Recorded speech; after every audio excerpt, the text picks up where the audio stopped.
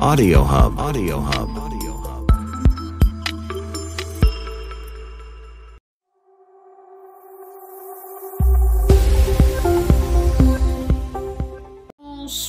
Bonsoir, j'espère que vous allez bien.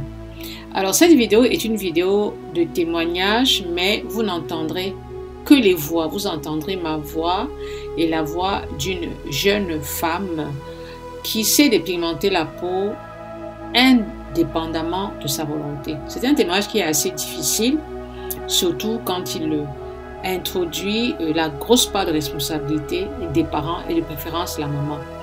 Alors, je vous laisse écouter ces audios et je vous reviens en fin de vidéo. Merci. Alors, tu disais que c'était un problème de ton enfance, c'est-à-dire tu t'es dépigmenté la peau parce que tu parlais de ta maman. Voilà, donc en fait, c'est vraiment un problème qui a commencé dès l'enfance, avant la puberté. Avant même que je puisse avoir des problèmes d'acné, c'était déjà mon teint qui dérangeait qui dérangeait ma mère. Et j'étais donc, comme je disais, la plus foncée de la famille. Et puis, toute jeune, avant même d'avoir ces problèmes de puberté, d'acné, elle est partie acheter mon premier lait sans savoir que c'était un lait éclaircissant. Premier lait éclaircissant, premier savon éclaircissant pour moi et ma sœur. Et elle disait non, parce que le lait chlorane que vous mettez, il vous noircit, ça vous va pas. Donc changez et vous allez prendre le MGC. Et j'ai dit à maman, mais c'était quoi MGC? Pourquoi on va changer? Ça va, ne vous inquiétez pas, il y a pas de problème. C'est votre tante qui me l'a conseillé. Et c'est là qu'on a commencé. On était vraiment très jeunes, moins de 15 ans. Moins de 15 ans? Ah oui, ouais, moins de 15 ans. Et puis, j'ai eu la puberté. Et donc, j'ai eu beaucoup d'acné. Beaucoup d'acné. Et c'est là que ça a commencé. C'est que plus j'arrivais pas à traiter mes problèmes de peau, je prenais tout ce qu'on me proposait, je le mettais. Tout et n'importe quoi, même dans la salle de bain de ma mère, je le mettais. Je mettais tout. Et là, vous étiez où quand tu parles comme ça? Vous étiez dans ton pays ou bien vous étiez en France? En France. Je suis née en France. C'était en France. D'accord. Ok. Et puis, en grandissant, c'était comme un cercle vicieux. Je n'avais pas le choix que de continuer. Parce que dès que ma mère voyait que je bronzais, ou qu'elle voyait que elle me regardait, elle a toujours posé un regard sur moi, un regard. Elle a jamais vraiment dit que j'étais belle, en fait. Toujours un regard.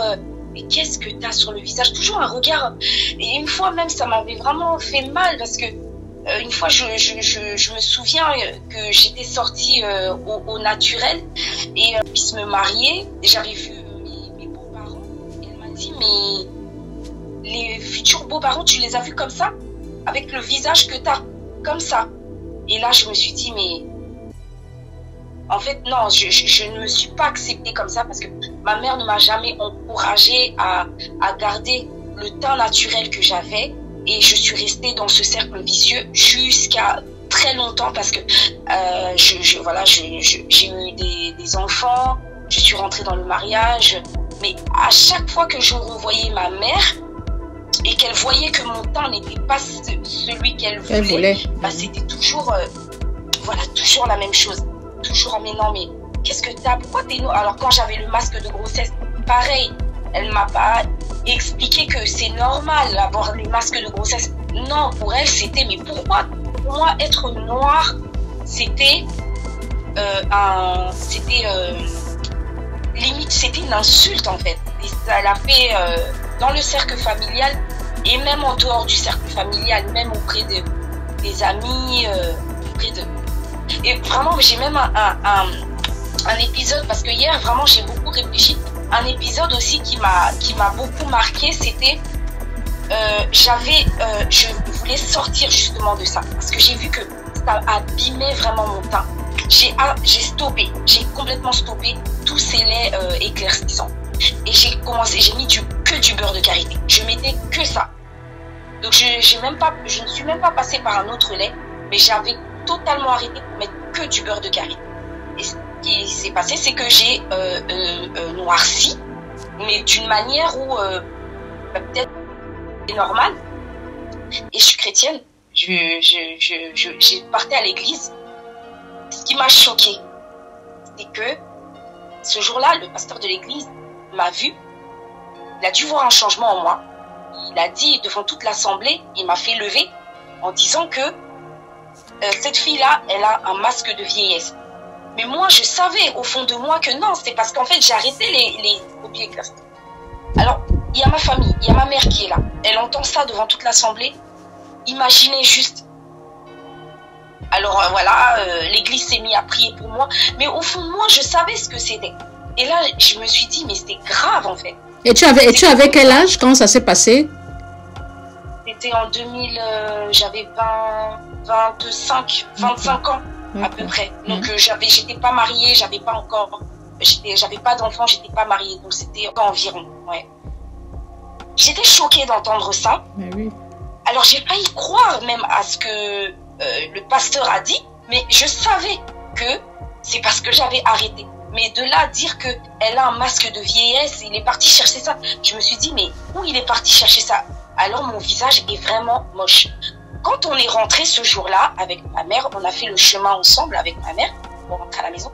Elle m'a dit, mais tu vois pas comment il est devenu ton visage?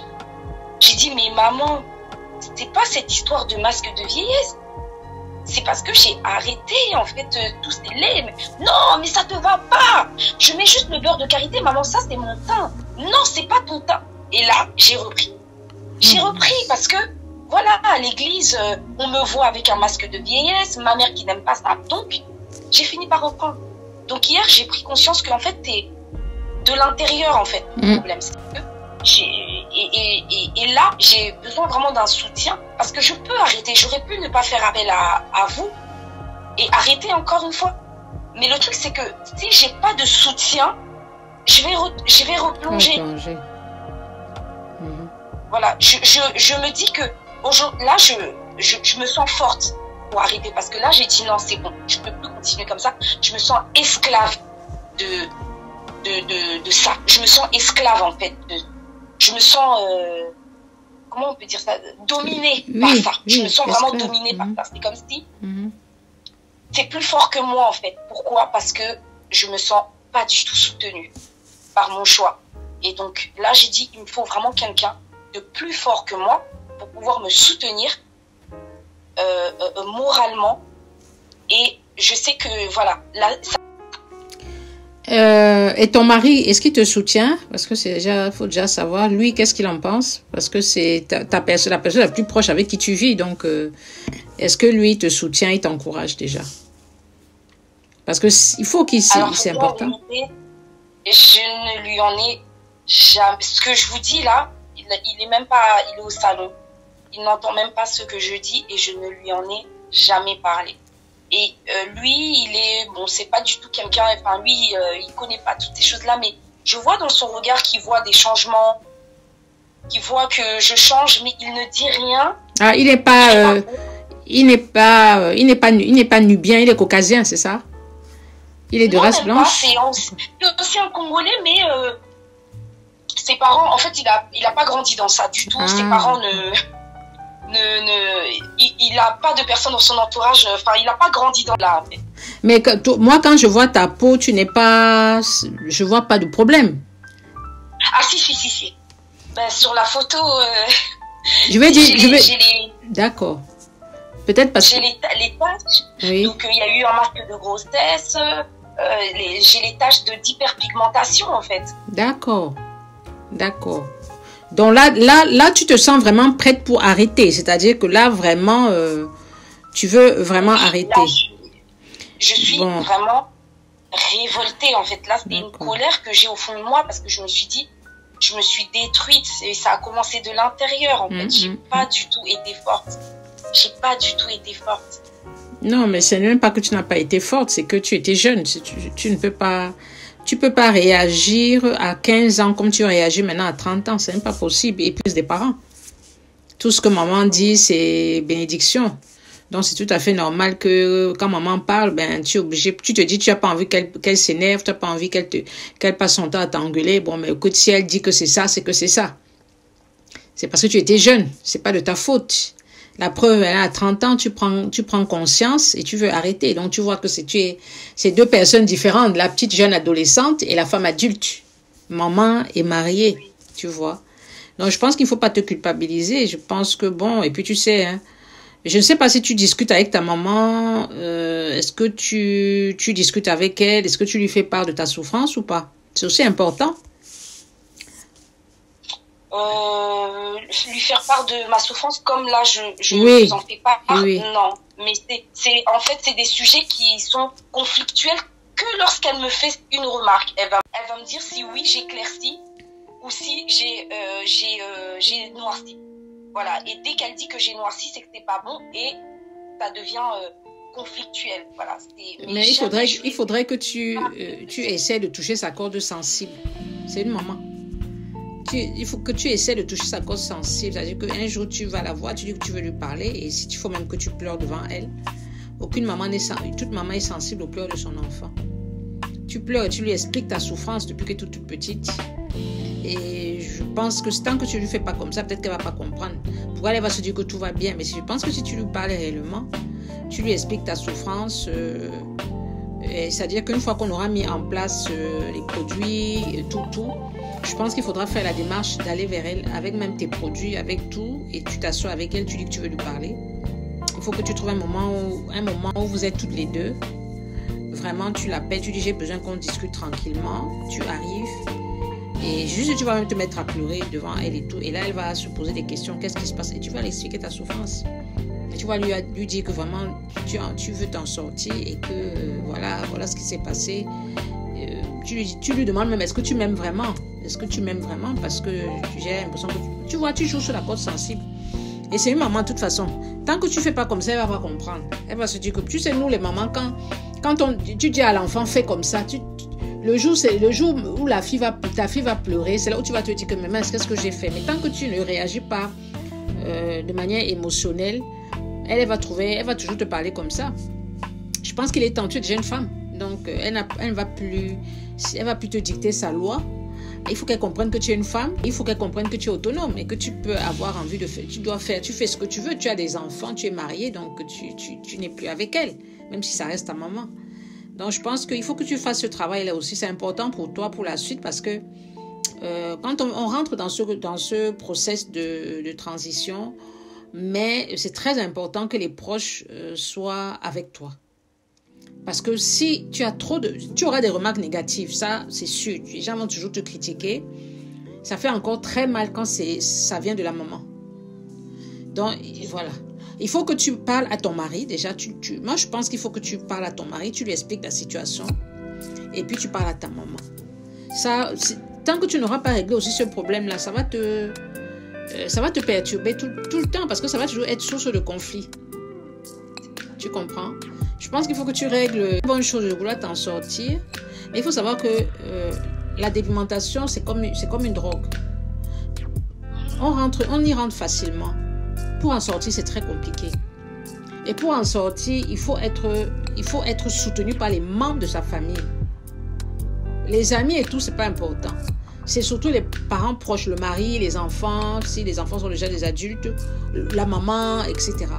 Parce que si un de ces personnes ne te soutient pas, à un moment, parce que tu vois, tu essaies tu veux t'appuyer sur moi, parce que je vois un petit peu comment ça se passe. Tu n'as pas le courage d'arrêter toute seule. C'est-à-dire que toute seule, tu n'es pas forte pour arrêter, parce que tu sais que tu vas, à la moindre réflexion, tu vas replonger. Or, c'est ça qui est un peu dangereux, c'est ça qui m'embête un peu, parce que il faut vraiment que tu fasses ce travail avec ta maman. Sinon, à la moindre heure, tu vas replonger. Parce que moi, je vais te soutenir, je vais te faire rentrer dans le groupe de soutien. Mais derrière, l'amour d'une mère, c'est plus fort que tout. Derrière, si la maman continue à te faire des remarques, continue, il va arriver un moment où tu vas craquer, tu vas arrêter parce que peut-être que tu vas voir que ta peau, effectivement, tu noircis énormément, peut-être. Et avec tellement de reproches de ta maman, c'est quand même la personne qu'on aime le plus au monde.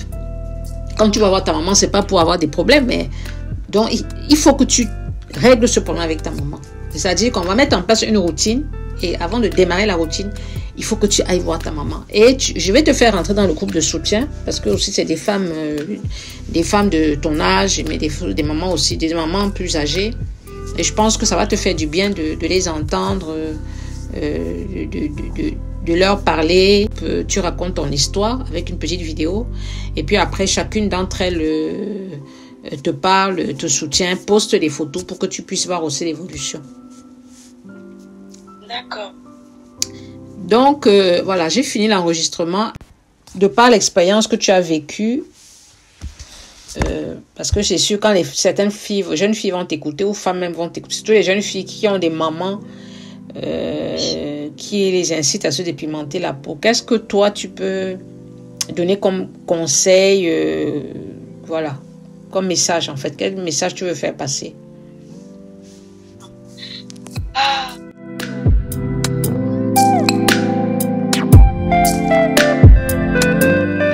Le message que je peux faire passer par rapport à ça aux filles qui ont leurs proches ou alors leur maman qui les encourage à se dépigmenter la peau, je dirais de s'accepter déjà dans un premier temps tel que nous sommes à l'origine.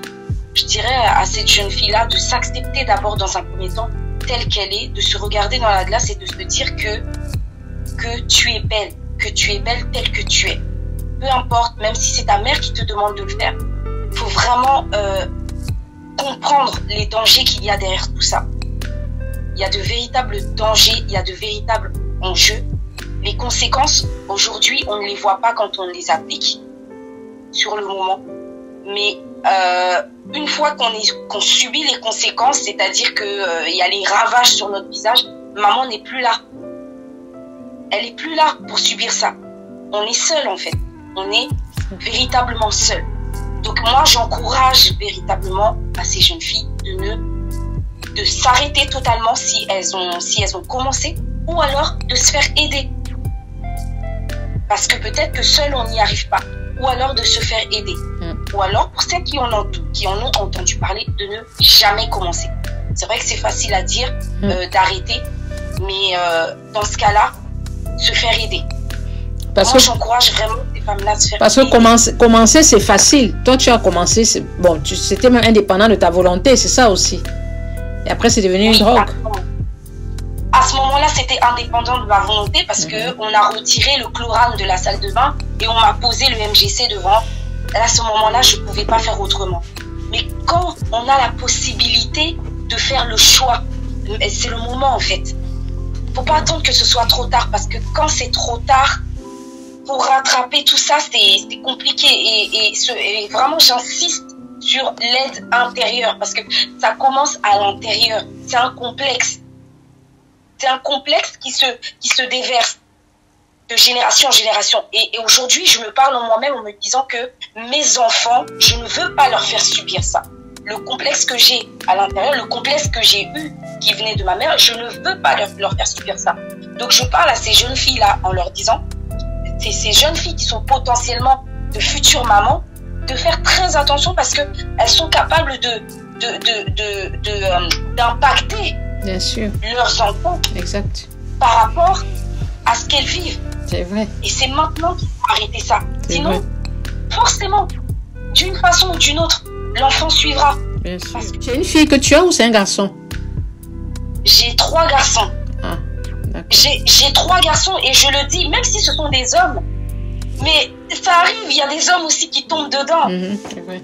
Donc non, moi ce sont des garçons et je me dis que même à 16 ans, je leur dis tout petit, ils ont des teints différents, il y en a un qui est plus foncé, il y en a un les 2 autres sont plus clairs de peau, mais je leur dis, vous êtes beaux. Oui, toi tu es noir, toi t'es plus faux, mais je leur dis, vous êtes beaux. Et c'est des mots que j'ai pas entendus. Moi, j'ai pas entendu ça.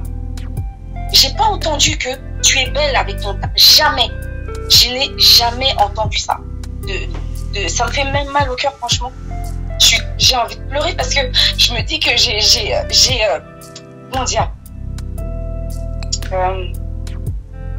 la première fois que j'en parle pour ça.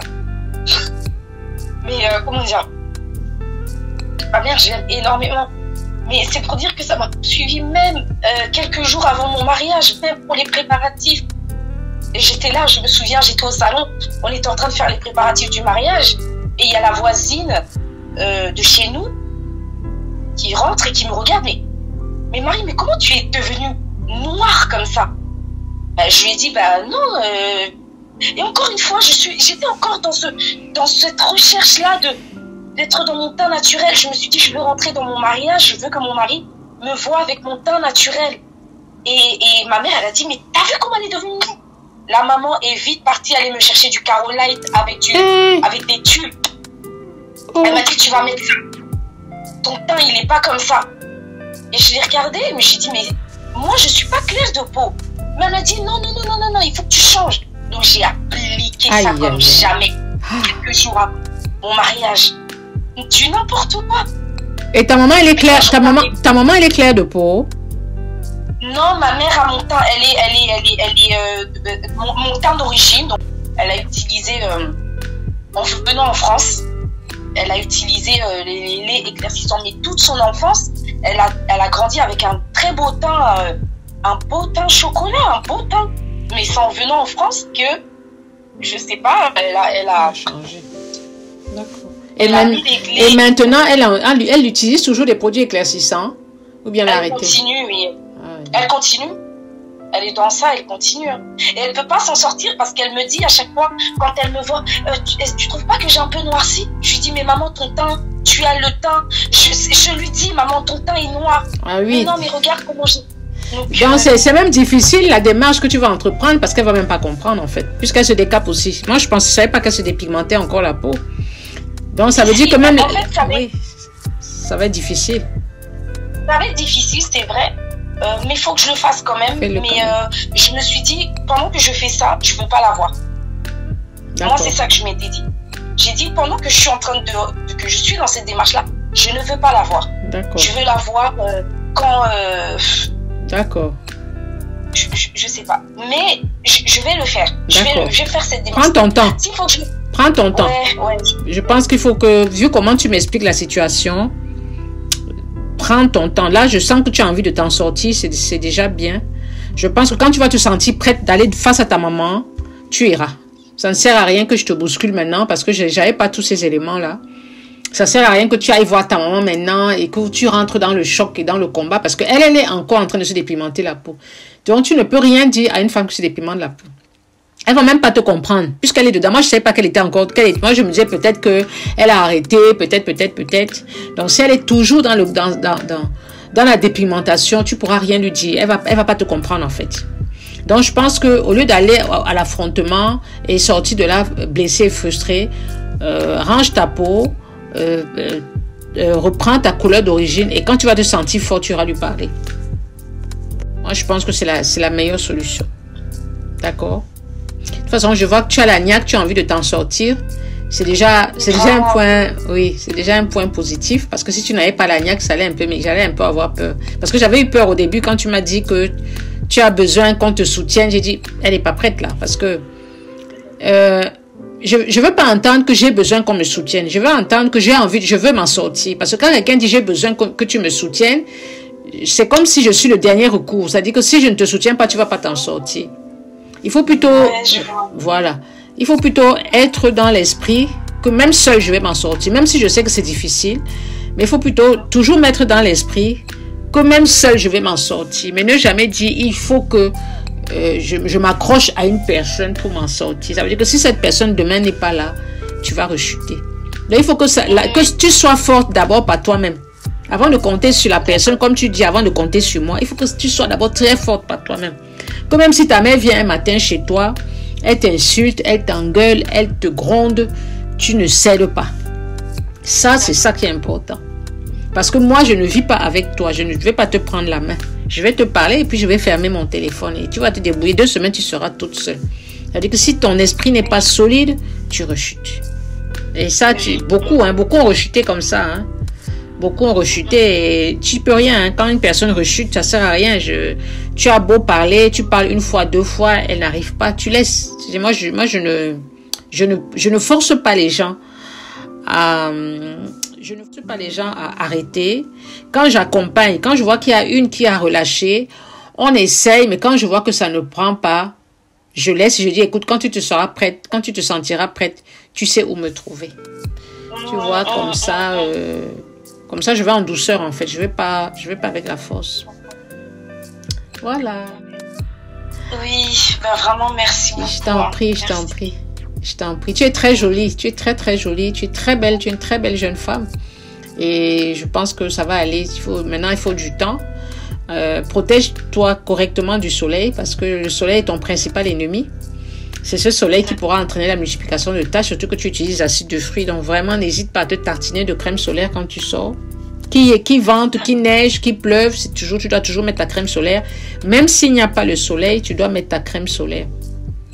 D'accord. Voilà, tu achètes donc tes 2 sérums et on se donne rendez-vous. Une fois que tu achètes, tu me recontactes encore, d'accord? D'accord. Okay. D'accord, pas de problème. Ok. Merci beaucoup, vraiment merci pour tout. Je t'en prie. Je te fais plein de bisous alors. Bye bye. Oui, merci, bisous. Bisous. Bye. Je vais faire le compile et puis je vais mettre sur YouTube. Et puis je vais t'envoyer le lien, tu pourras écouter. Tu pourras lire les commentaires de soutien aussi, c'est important. D'accord? D'accord, merci. Oui, bye ok. Bye. Ciao. Bye. Bye. Le témoignage est terminé. Franchement, je suis désolée, c'est assez long, mais je tenais à vous faire écouter l'intégralité de notre conversation. Bien sûr, j'ai demandé son accord, j'ai demandé son accord, comme je le fais avec toutes celles qui témoignent. C'est très difficile d'entendre ça parce que moi, je suis une maman. Et une maman, c'est l'amour qu'elle donne à ses enfants. Une maman doit voir la souffrance de ses enfants dans les dialogues, dans la manière d'être de sa fille, etc., etc.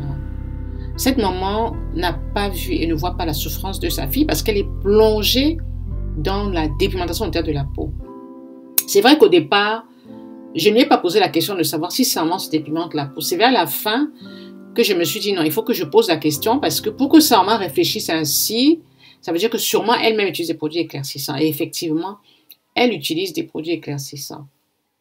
C'est très difficile ce témoignage parce que quand elle me parlait, j'avais les larmes aux yeux parce que elle a peut-être pas l'âge de ma fille, mais elle n'est pas loin de l'âge de ma fille.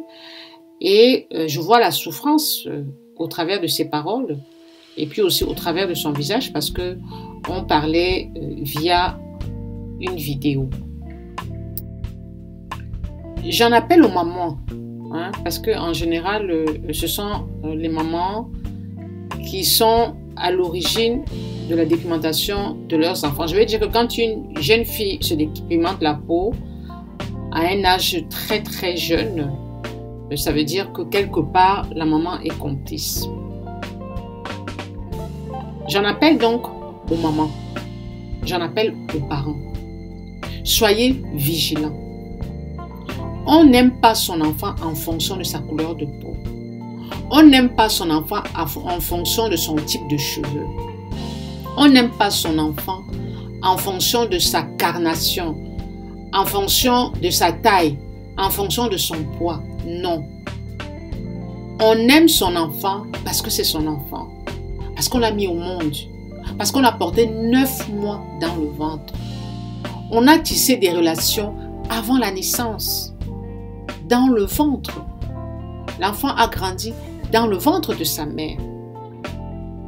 Je ne peux pas comprendre qu'une maman soit autant obnubilée par la couleur de la peau de son enfant, dans l'espoir de lui donner une autre carnation que celle qu'elle lui a offerte à sa naissance.